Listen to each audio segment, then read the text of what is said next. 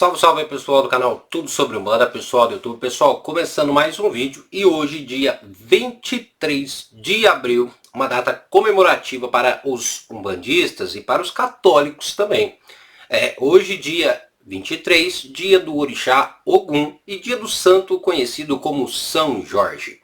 É claro que sempre existe aquela dúvida na cabeça das pessoas que é o seguinte: é dia de Ogum ou é dia de São Jorge? Ou será que os dois são mesmos? Né? Sempre tem essa questão, sempre tem essa burocracia, o pessoal fica se perguntando bastante. Alguns seguem o secretismo, outros não seguem. Sempre tem aquele negócio. E aí, é a mesma coisa? Não é? Então vamos aproveitar esse dia, que é o dia do orixá Ogum, e dia também do santo São Jorge. Vamos falar um pouquinho sobre, é claro, sobre o orixá. E também vamos tentar falar um pouquinho sobre o santo São Jorge, o porquê desse sincretismo, né? O máximo possível aqui para vocês. É claro que antes da gente começar a falar, a gente já pede para você, primeiramente, é claro, se inscreva aqui no canal para não perder os conteúdos, tá bom? Lembrando que temos vídeos diários e hoje à noite vamos colocar aqui no canal uma oração ao orixá Ogum. Então se inscreva para você não perder, tá bom? E é claro, ajude a compartilhar e curta este vídeo, isso é muito importante. Primeiramente, é claro, seja bem-vindo aí ao canal Tudo Sobre Umbanda. Venha fazer parte dessa família, né? Canal Tudo Sobre Umbanda, que é o maior canal de Umbanda do Brasil. Aqui você vai aprender muito, gente, né? Sobre a Umbanda, Candomblé, Quimbanda, cultura afro. E, é claro, também vai aprender sobre o mundo espiritual de forma geral. Seja você médio iniciante, médio que tem experiência, seja você adepto, seja você que está buscando estudar, acompanhe esse canal. Mas enfim, pessoal, vamos começar. Não vou nem tocar a vinheta nesse vídeo aqui, porque vai ser um vídeo breve, só para passar um pouco de informação para vocês, tá? Primeiramente, vamos compreender quem é o orixá Ogum, ou quem foi o orixá Ogum, né? O que ele é. O orixá Ogum, ele é uma divindade iorubá, tá? Vamos tentar simplificar. Divindade iorubá é de um determinado povo, né, de África. Ou seja, Yorubá é um povo, né, lá do país da África, onde que eles cultuam os orixás. Os orixás, então, é considerado divindades, tá? Alguns acreditam que os orixás são considerados também elementos da natureza. Isso se dá tradicionalmente dentro da Umbanda, né, que considera os orixás como elementos da natureza. Ou seja, cada orixá corresponde a um elemento natural.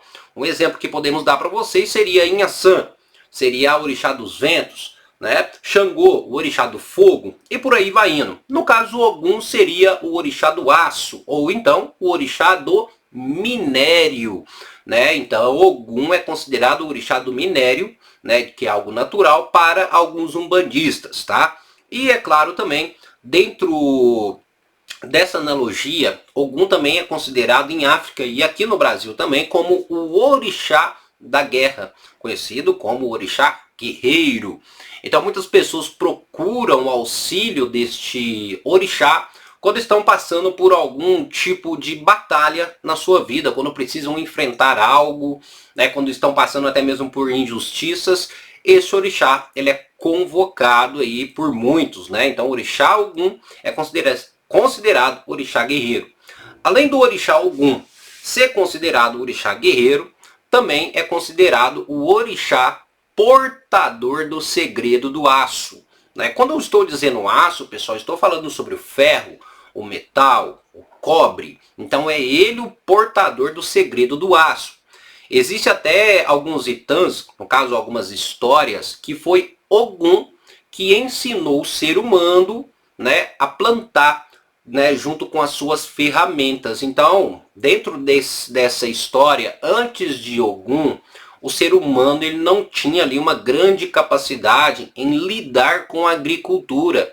Por quê? Devido à falta de ferramentas para lidar com a agricultura. Vamos dar um exemplo aqui: foice, faca, facão, ou seja, elementos que precisariam de um aço, né, de uma confecção ali com aço. Então o Ogum ele passa esse segredo ao ser humano e o ser humano ele começa a utilizar essas ferramentas para trabalhar com a agricultura, para trabalhar com a caça.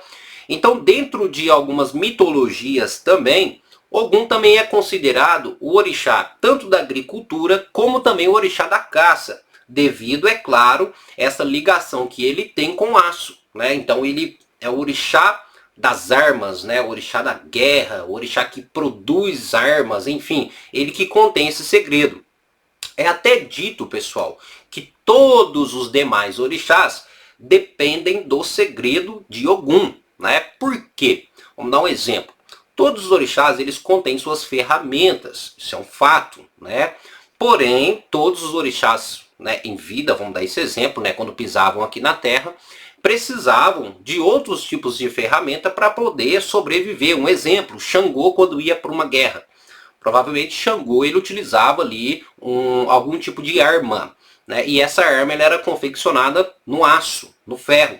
Então é dito, tá? Dentro de uma certa mitologia, é dito que todos os demais orixás dependiam dos segredos de Ogum. Então foi Ogum que distribuiu esse segredo tanto para os demais orixás, como também para o ser humano. Então Ogum ele é o portador disso tudo, né? É interessante a gente saber disso, né? Porque às vezes você está usando ali uma faca para churrasco, você está usando ali um espeto para churrasco, uma ferramenta de aço, né? E quem passou esse segredo para nós seres humanos, né? Como lidar com aço, foi o orixá Ogum. Então hoje em dia todos nós, né, somos gratos a esse orixá dentro dessa mitologia, né? Apesar que se a gente for parar para analisar, hoje em dia, pessoal, todo mundo tem alguma ferramenta de aço, né, dentro de casa, seja um parafuso, uma chave de fenda, ou até mesmo esse pedestal aqui que está segurando a câmera é feito de ferro. Então tudo isso veio a poder do orixá Ogum, ele que entrega, né, esse segredo do aço para o ser humano poder começar a trabalhar com isso. Então eu acho que é bem interessante essa história aí, né? Mas enfim, vamos continuar aqui. É claro que existem vários itãs do orixá Ogum, né, várias histórias, várias lendas que a gente poderia citar aqui, porém o vídeo ia ficar muito longo, né? Então eu não vou citar muitas histórias aqui de Ogum não, mas eu vou citar uma das mais famosas que existem, né? Praticamente a mais famosa do orixá Ogum. Primeiramente vamos compreender que quando a gente fala que o orixá Ogum é o orixá da guerra, né, e o orixá guerreiro, a gente está falando de um orixá totalmente forte, viril, nervoso, estressado, um orixá, como é que eu vou dizer para você, bem impotente, né? Bem potente. Então o orixá bem rígido. Por quê? Alguns vão dizer, por que então o orixá Ogum ele é tão assim, tão feroz, tão bravo, tão viril, né? Ele não é calmo, não é tranquilo, ele não ajuda a todos. Vamos lá. Dentro dessa analogia, o orixá Ogum é o orixá da guerra. Então ele partia para a guerra, ele ia vencer ali as suas batalhas. Então ele não podia ser um orixá calmo, ele não podia ser um orixá que qualquer um desse ordem nele. Então ele tinha que assumir uma postura realmente de liderança. Ele tinha que assumir uma postura mais feroz, né, para poder vencer as suas batalhas, ok?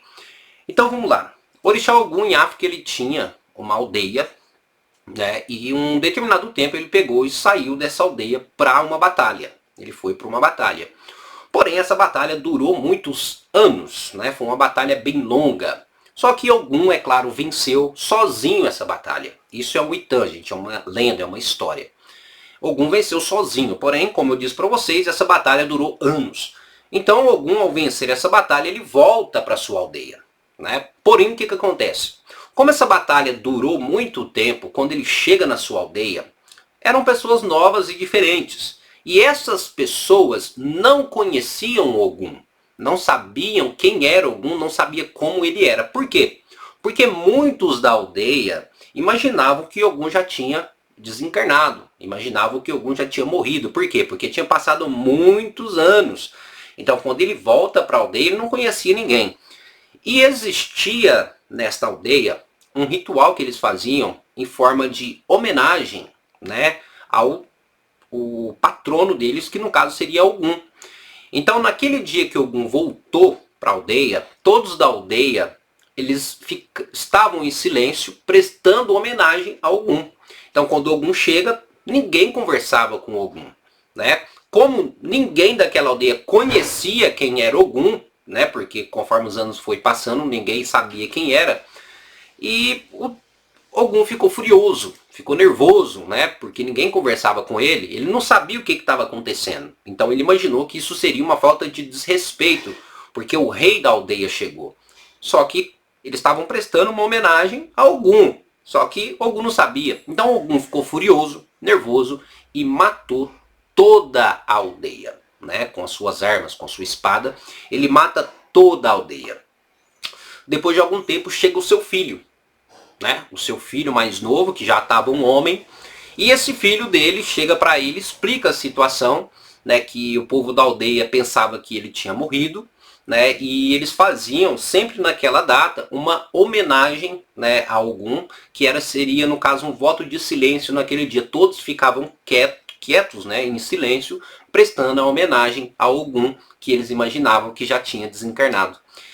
Ogum, vendo o que ele fez, aquele estrago que ele fez na aldeia, matando todo mundo, ele se sentiu envergonhado e ele cava um buraco e afunda na terra. Essa é a história de Ogum. Até na Nigéria tem ali, se eu não me engano é na Nigéria, tem aonde Ogum foi enterrado, né, que virou ali um local sagrado. Né. Isso, é claro, gente, é uma história, uma lenda, né, que é passada de pai para filho, enfim. E desta forma que aconteceu. Essa é uma das histórias mais populares do orixá Ogum. Eu não entrei muito em detalhes, mas é praticamente isso. Enfim, vamos lá. Primeiramente, vamos falar sobre a saudação do orixá Ogum. Significa, vamos lá. Primeira coisa é Ogunhê, meu pai. Essa saudação tradicionalmente é realizada dentro da Umbanda, tá? Ogunhê, meu pai. E também existe uma saudação muito comum que significa Patacori Ogum. Vamos lá. Salve meu pai Ogum. Ogunhê, meu pai. Salve meu pai Ogum. Patacori Ogum. O que significa essas palavras? Ogunhê significa salve Ogum, ou salve o rei, salve o mestre, ou salve o guerreiro. Salve Ogum, Ogunhê. Salve Ogum, salve o guerreiro. Tá? É respondido dessa forma. E Patacori, no caso, Pataki, né, dentro da tradição iorubá, Pataki significa um ser digno. E Ori significa cabeça. Então, Patacori, resumindo, significa homem digno da cabeça. Aquele que rege a cabeça de todos. Aquele que rege a cabeça do ser humano. Então, Patacori quer dizer, salve Ogum, salve o rei da cabeça. Salve o rei do Ori. Salve aquele que comanda o Ori.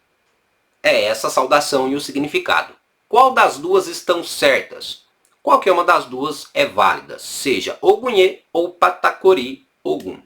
Dia da semana do orixá Ogum, tradicionalmente aqui no Brasil, é a terça-feira. Toda terça-feira é um dia da semana direcionado ao orixá Ogum.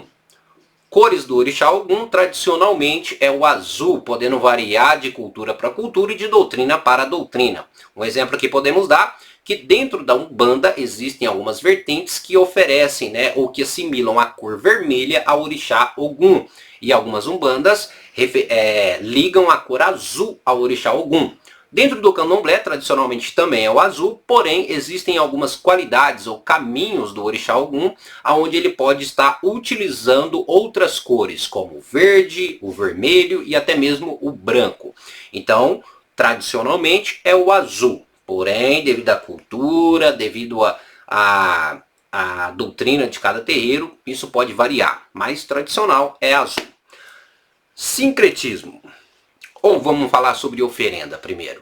Oferenda a Ogum, tradicionalmente, é a feijoada e a costela bovina, tá? E também, é claro, é oferecido outros tipos de alimentos, né, como frutas também.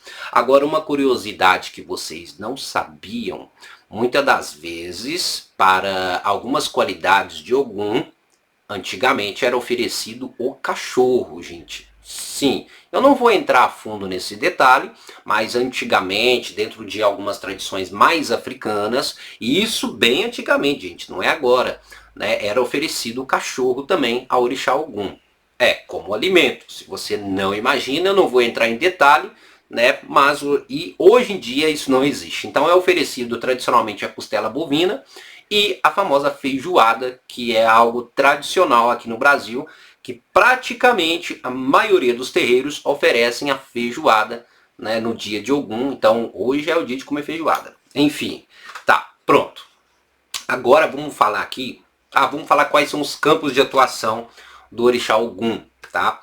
O campo de atuação do orixá Ogum, dentro da cultura africana, ou dentro do africanismo, por assim dizer, africanismo, se é que existe essa palavra, enfim, são campinas e campos abertos. Pronto, tá? Ou até mesmo aonde há minas, tá? Esse, no caso, seria o campo de atuação de Ogum. Porém, é claro, aqui no Brasil, Ogum às vezes é cultuado de forma diferente, e aqui eles assemelham muito Ogum como o orixá do ferro, não somente o orixá da guerra, mas eles assimilam muito como Ogum, o orixá do ferro. Então, os campos de atuação de Ogum, no caso, seriam trilhos de trem e conhecido também como estradas ou caminhos, tá? Quando eu estou falando que o campo de atuação de Ogum seriam trilhos de ferro ou de trem, é porque ali é um elemento natural que é um ferro. E a outra questão também é porque o trilho de trem, ele é um caminho. E para quem não sabe, Ogum também, dentro de algumas tradições, é considerado o orixá do caminho, né? E vamos tentar explicar para vocês o porquê que Ogum é o orixá do caminho. Deixando bem claro que Exu é o orixá do caminho, mas Ogum também, ele assume esse título como orixá do caminho, mas no intuito de desbravador. É aquele orixá que abre o caminho, que desbrava caminhos novos. Por quê? Vamos para uma lenda rápida aqui. Era dito, né, que no início do mundo, tá, o ser humano não conseguia muito se locomover. Por quê? Porque não existiam estradas, tá? Não existiam, ou seja, era muita mata, né, muita coisa fechada. E o único que possuía o segredo do aço era Ogum. Então eles solicitaram, os outros orixás solicitaram Ogum para que abrisse caminho, né, no meio da mata, para que eles pudessem se locomover. Então Ogum, ele ia na frente com as suas ferramentas, abrindo o caminho, né, abrindo a estrada ou fazendo estradas, para que os outros demais orixás pudessem caminhar livremente. Então a gente tem Ogum também como o orixá do caminho, desbravador, aquele que abre os caminhos. É interessante, né? Porque quando a gente fala do orixá do caminho, a gente também está falando, né, do orixá Exu, que é um dos campos de atuação, por assim dizer, do orixá Exu. Mas enfim, isso aqui foi só para resumir. Agora vamos falar sobre o sincretismo, tá? Sincretismo do orixá Ogum, no caso, seria o nosso querido e saudoso santo São Jorge. Eu já vi muitas pessoas falando que o sincretismo sempre existiu, né? Que, enfim, sempre existiu. O que seria o sincretismo? Para resumir, para vocês compreenderem. O sincretismo seria, né, uma ligação de um orixá a um santo católico ou uma representatividade. Um exemplo. Eu tenho o orixá Ogum. Qual o santo católico que pode representar o orixá Ogum? São Jorge. Por quê? Devido à sua vida, devido à sua vivência, devido ao seu comportamento, devido à sua atuação, a atuação daquele santo, né, que vai assimilar muito aquele determinado orixá. Um exemplo é, São Jorge é conhecido pelos católicos como um santo guerreiro, aquele que lutou contra o dragão, enfim. Então a gente tem São Jorge guerreiro e Ogum também o orixá da guerra guerreira, então eles fazem nessa ligação. Aí tem o sincretismo. O sincretismo, ele foi muito utilizado na época da escravidão, onde os negros não podiam exercer ali a sua religião e nem cultuar os seus orixás. Então, devido a isso, os negros utilizavam imagens católicas para representar um orixá correspondente, porque eles eram forçados a cultuar imagens ou a terem imagens, tá, que fossem católicas. Eles proibiam o culto, né, aos orixás necessariamente. Então aí nasce o sincretismo.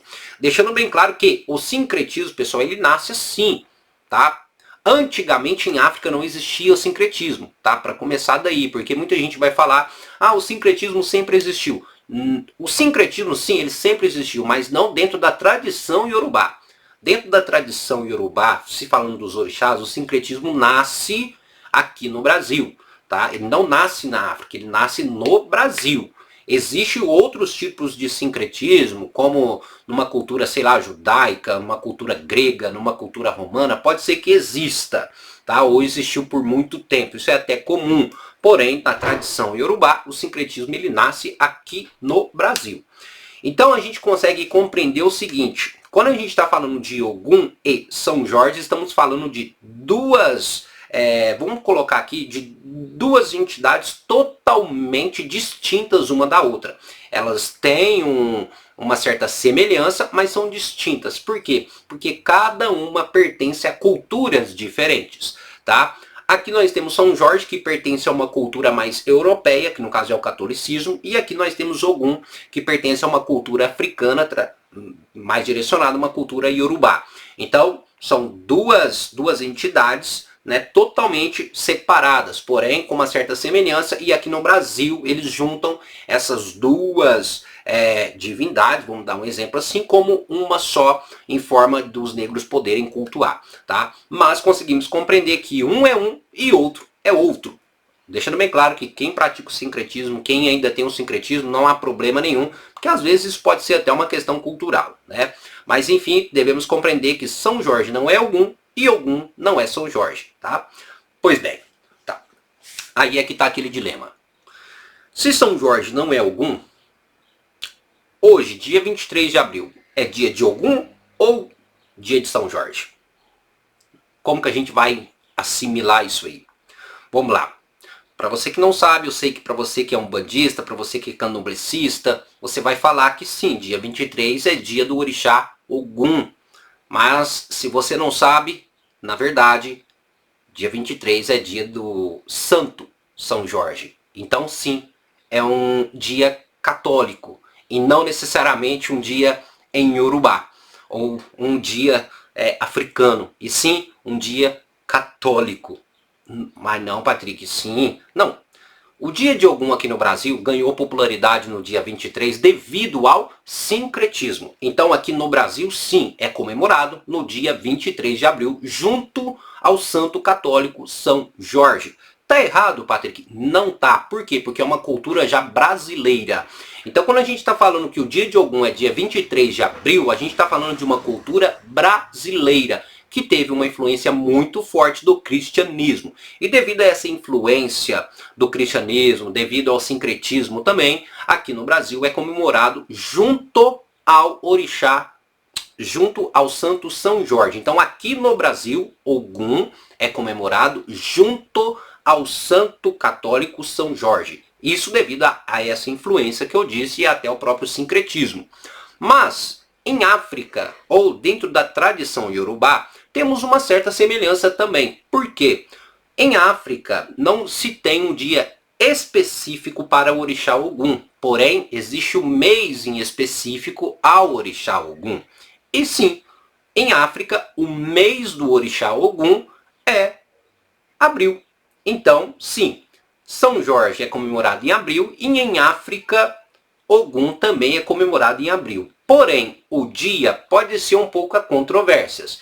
Em África, né, o dia de Ogum é comemorado sempre no terceiro dia da semana no mês de abril. Então, dia 3, vamos ver aqui no calendário, né?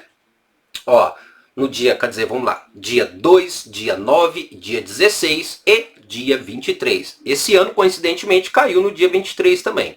Então, sempre no terceiro dia da semana, no mês de abril, é comemorado o dia de Ogum. Então, abril é um mês de festividade direcionado a Ogum, sempre no terceiro dia da semana.